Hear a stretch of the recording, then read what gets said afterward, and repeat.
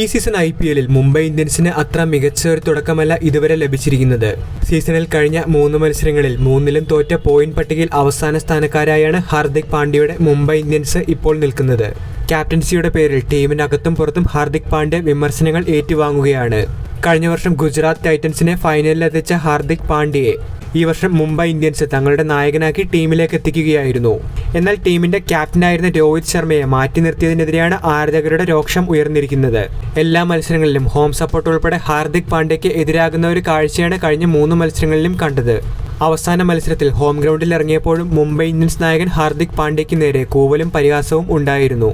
രാജസ്ഥാൻ റോയൽസിനെതിരായ മത്സരത്തിൽ സഞ്ജുവിനൊപ്പം ഹാർദിക് ടോസിനെത്തിയപ്പോൾ ആരാധകരുടെ പ്രതിഷേധം അതിരുകടക്കുകയായിരുന്നു. കൂവൽ അവസാനിപ്പിച്ച് ടീമിന് ഒരു സപ്പോർട്ട് നൽകൂ എന്ന് കമന്റേറ്റർ മഞ്ചരേക്കർ വരെ വാങ്കഡയിലെ കാണികളോട് അഭ്യർത്ഥിക്കുന്ന ഒരു കാഴ്ചയാണ് അവസാന ദിനം കണ്ടത്. ടോസിന്റെ സമയത്ത് തുടങ്ങിയ ഈയൊരു പ്രതിഷേധം പിന്നീട് ഫീൽഡിംഗിൽ ഉൾപ്പെടെ പല സമയത്തും മത്സരത്തിലുടനീളം ഉണ്ടായിരുന്നു. എന്നാൽ മുംബൈ ഇന്ത്യൻസ് ആരാധകരോട് കൂവൽ അവസാനിപ്പിക്കുവാനായി അഭ്യർത്ഥിക്കുന്ന രോഹിത് ശർമ്മയുടെ വീഡിയോയാണ് ഇപ്പോൾ സോഷ്യൽ മീഡിയയിലൂടെ പ്രചരിക്കുന്നത്. വീഡിയോയിൽ ഹാർദിക് പാണ്ഡ്യക്കെതിരെയുള്ള കൂവൽ അവസാനിപ്പിക്കൂ എന്നാണ് രോഹിത് ശർമ്മ അപേക്ഷിക്കുന്നത്.